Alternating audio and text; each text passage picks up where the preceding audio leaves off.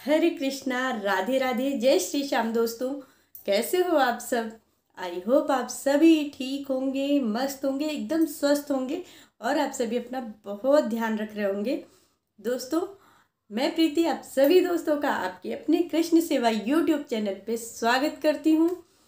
आज के इस वीडियो में हम बात करने वाले हैं तुलसी माला के बारे में।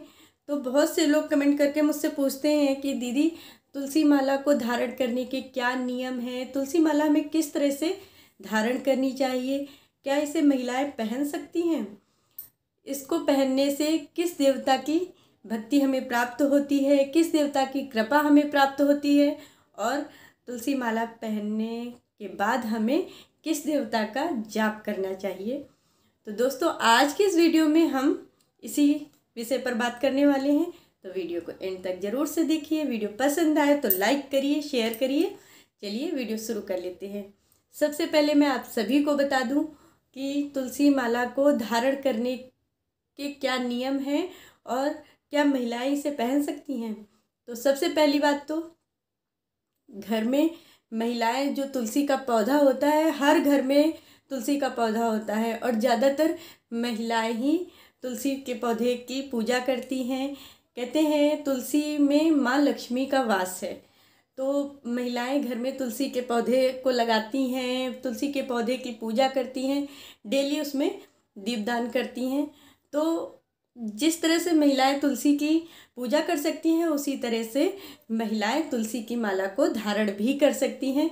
इसमें कोई भी संदेह नहीं है कि नहीं महिलाएं धारण करें इस माला को या नहीं धारण करें।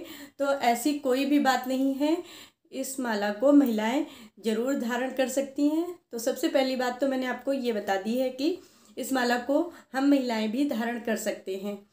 तुलसी माला धारण करने के नियम क्या हैं? बहुत ही आसान से नियम हैं। कुछ नियम हैं जिनका पालन करना बहुत ज़रूरी है, तभी आप तुलसी माला को धारण करिए।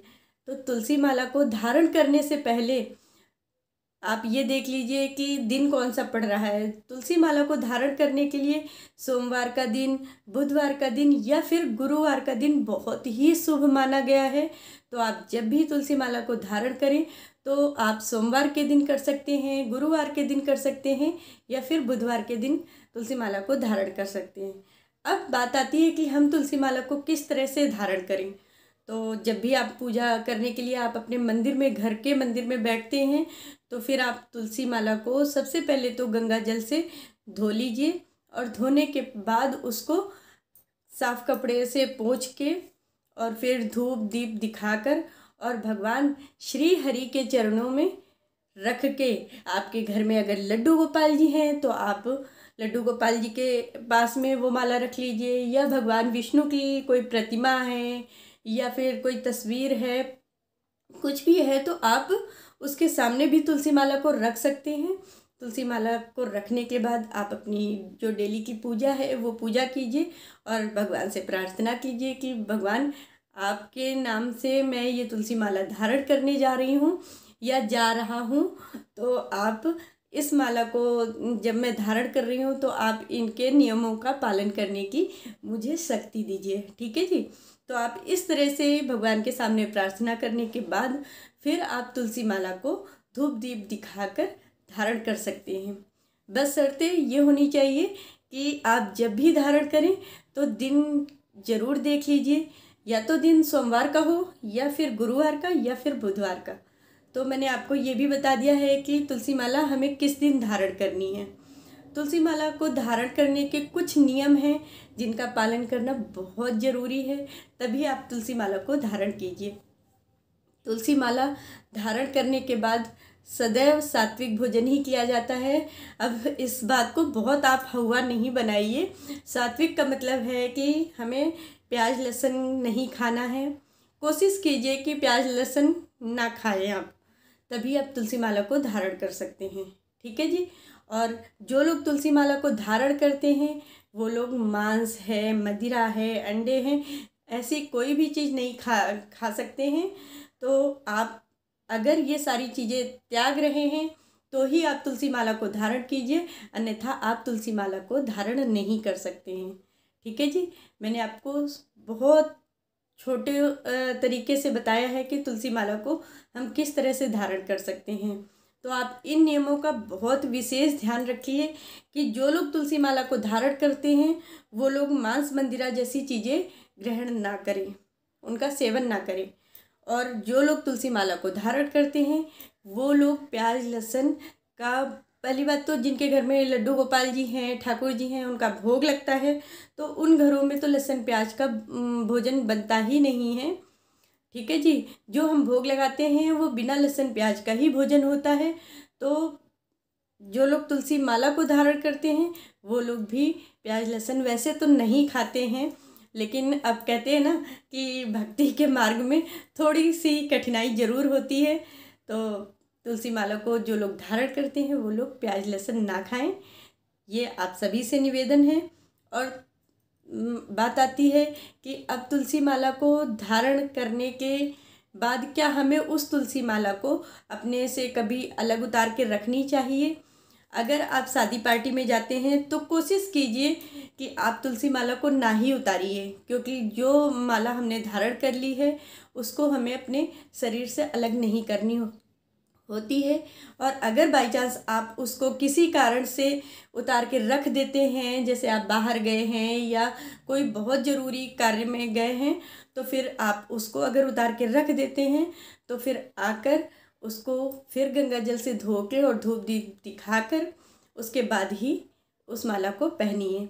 और दूसरी बात आती है कि क्या हम अपनी तुलसी माला पहनी हुई क्या हम किसी को दे सकते हैं, अपने परिवार में अपने भाई बहनों को या फिर माता पिता को या किसी दोस्त को क्या हम अपनी माला दे सकते हैं।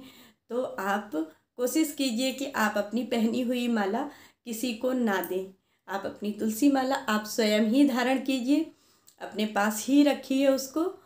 और उसको पहनने से पहली बात तो जो लोग तुलसी माला को धारण करते हैं उनको हमारे कन्हैया की, हमारे भगवान श्री हरि की बहुत कृपा प्राप्त होती है, बहुत भक्ति प्राप्त होती है, बहुत ही ज़्यादा।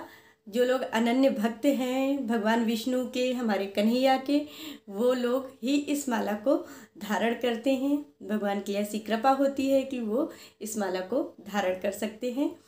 तो उस माला को धारण करने वाले जो होते हैं वो भगवान श्री हरि का जप जरूर करिए।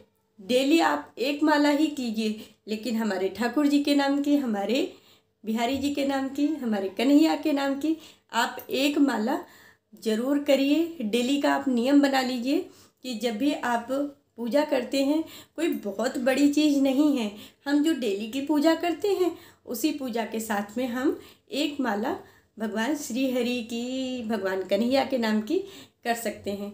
तो आप अगर तुलसी माला को धारण करते हैं तो एक माला हमारे कन्हैया के नाम की ज़रूर कीजिए, जिससे उनकी कृपा आप सभी को प्राप्त हो। ठीक है जी। और तुलसी माला जो लोग धारण करते हैं वो कितने मोतियों की होनी चाहिए, तो जो तुलसी माला ज़्यादातर लोग धारण करते हैं तो वो 108 मोतियों की माला होती है। वो तुलसी की लकड़ी की बनी हुई माला होती है, तो उसको धारण करना बहुत ही अच्छा माना गया है। तो आप कोशिश कीजिए कि तुलसी माला को जब भी धारण करिए तो आप इन नियमों का पालन ज़रूर कीजिए। तुलसी माला धारण करना कोई बहुत बड़ी चीज़ नहीं है, और तुलसी माला को धारण करने के बाद हमारे कन्हैया की सेवा, भक्ति, कृपा प्राप्त होती है। तो मैंने आज आपको इस वीडियो में बता दिया है कि तुलसी माला को हम किस तरह से धारण कर सकते हैं, तुलसी माला के क्या नियम हैं, और तुलसी माला को धारण करने से हमारे कन्हैया की कृपा हमें किस तरह से प्राप्त होती है। आई होप आपको आज की वीडियो पसंद आई होगी। दोस्तों, वीडियो अगर आप सभी को बहुत पसंद आई है तो इसको शेयर करना बिल्कुल नहीं भूलिए। वीडियो अच्छी लगी है तो लाइक करिए, वीडियो को ज़्यादा से ज़्यादा शेयर करिए। और हाँ, जो लोग चैनल पर नए हैं सो प्लीज़ चैनल को सब्सक्राइब कर लीजिए। ठीक है जी। मिलती हूँ आप सभी से नेक्स्ट वीडियो में, तब तक के लिए जय श्री कृष्णा, राधे राधे।